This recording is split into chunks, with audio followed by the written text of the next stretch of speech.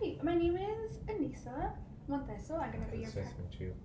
It's nice to meet you as well. I'm gonna be your practitioner for today. I have here on my notes that your name is Kyler. Is that your preferred name? Yeah, that's fine. Awesome. Okay, well, it's nice to meet you, Kyler.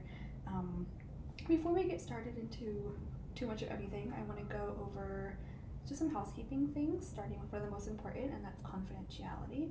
That just means that anything you say here today and during our sessions throughout will be kept confidential. It's going to stay here between us.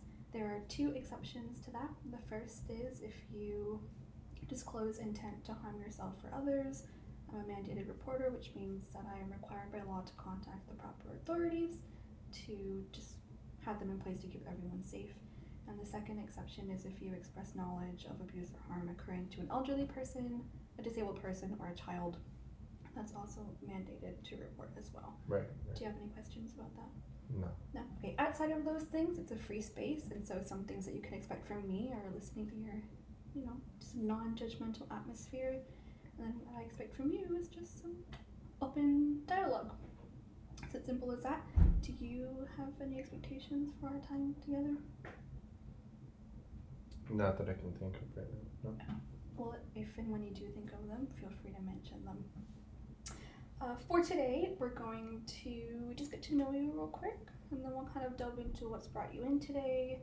I'll take you through a little informational section on the form of therapy that we're going to be engaging in, and then we're just going to summarize. Easy peasy. So, outside of what's brought you in today, tell me a little bit about yourself.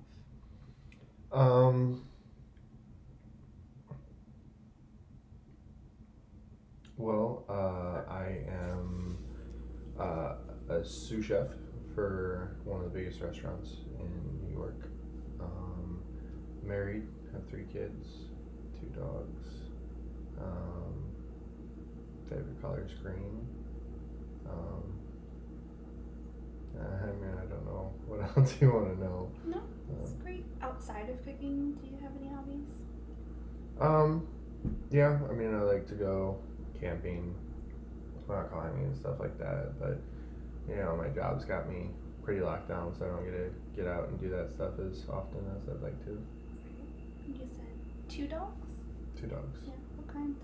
I've got a Doberman and a Labradoodle. They get along?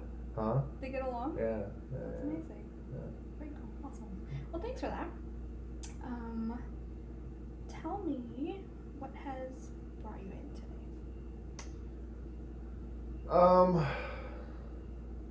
So there have been some problems at work recently, with my boss.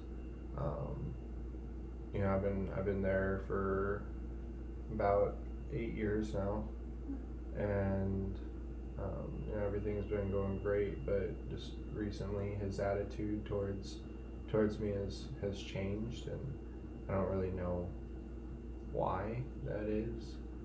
It's really frustrating because I'm trying to do my best and live up to the standards we hold as a restaurant and as chefs, and it's, I don't know, I guess I just get these feelings of like inadequacy,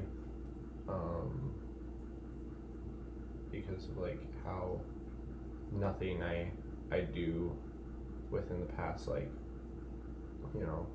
or 6 months now seems to be right. I've had to remake more dishes than I can count. I've been thrown off the hotline and put into dish duty. It's like I've been there for 8 years. I've been there longer than some of these other guys have been, and seems like they're doing everything perfect, and it's just anything I do is not. So That does sound frustrating. Tell me in what ways you are being affected personally by the way that your employer has been treating you.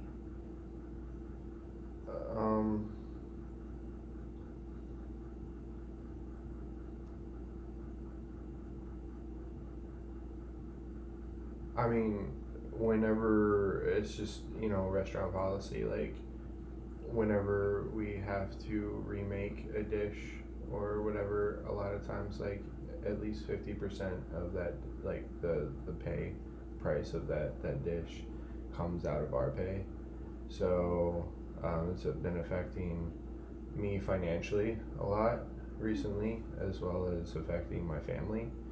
And I wouldn't mind it as much if it was just myself, but like I have 3 kids and my wife to take care of as well, and it's affecting them as well. And it's like when the risotto is cooked properly, why do I have to remake it? You know, I mean, it looks like something you'd see on a menu, and he's like, no, you gotta remake it. It's just I don't understand. How it affects me personally, I think it's slowly breaking me down. Like my image of like self confidence and self worth. Like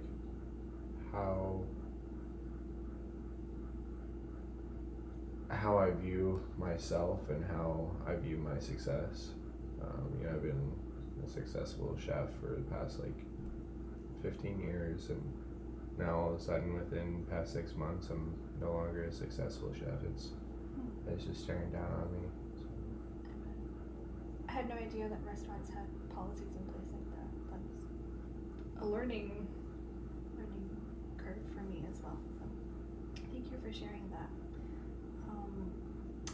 I want to get to a couple of the things that you mentioned, like feeling inadequate and like nothing that you've been doing the past couple of months has been good enough. But I want to put that to the side just real quick and explain a little bit about how CBT works, and then through that we'll address those challenges that you mentioned. So cognitive behavioral therapy is a modality that proposes that it's one's thoughts that affect one's emotions, and then in turn, based on what we're feeling, it affects our behavior. So it's kind of like a tier system, so thoughts, emotions, and behavior. Right. And so taking that into account, our goal through CBT for our time together is to kind of assess what our automatic thoughts are, which is what they're called. It's like a fleeting, it can be super quick that you have after something's happened.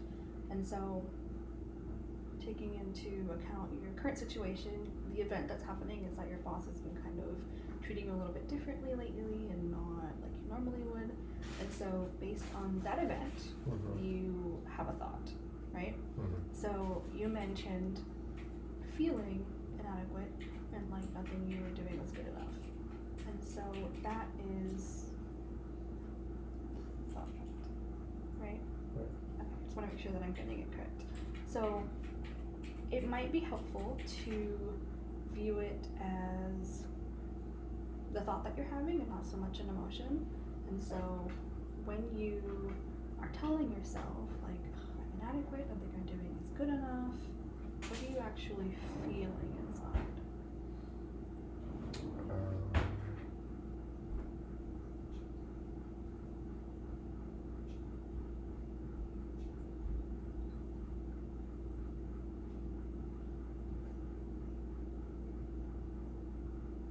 Sadness.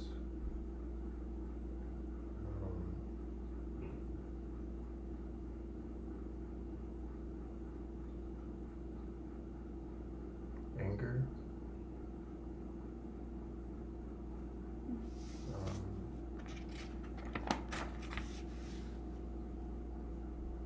Do you feel discouraged at all?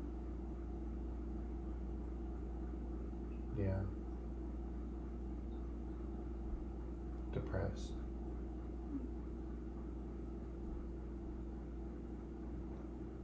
Yeah, just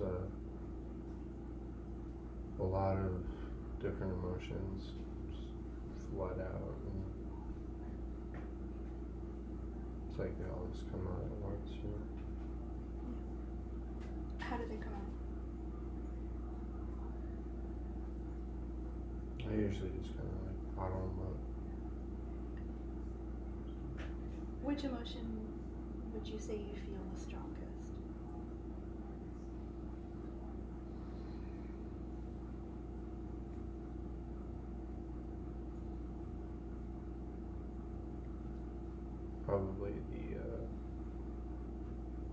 sadness? On a scale from 1 to 10,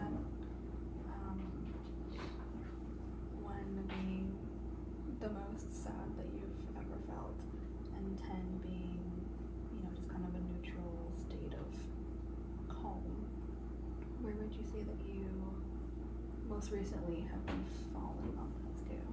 1 being the saddest.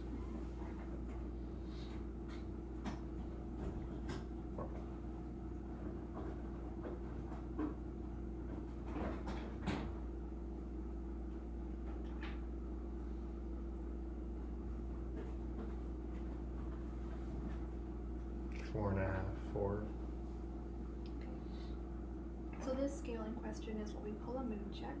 It's something that we're going to be doing every week during the course of our sessions together. Just kind of check in and see how we're feeling and see what's working and what's not working regarding, the time that's spent here together. So thank you for sharing that. I know it's not always easy to try and pinpoint or assess and even verbalize what our emotions are, so I appreciate that. Just to kind of summarize, you said that you've been with this organization, what was it, 8 or 9 years? 8 years, okay. And this has been going on for about how long, would you say? The turn of events? 6 months. About 6 months, okay. So, you've been there a while. Would you say that your relationship in the past had generally been fine? Or has it been a slow Yeah, I mean, we've known each other for 8 years. Our families have hung out, and I don't know, just within the past 6 months, a lot has changed. I've tried to rationalize why, and seeing if anything had happened within his life that may have made him to act out like this, and same thing in my life, and there's really nothing that I can find. It just seems like this light switch had been flipped. Okay, so I can see how that would be difficult. And then based on these events, you've been feeling inadequate lately, like nothing you're doing is good enough, and you've just been feeling a lot of sadness.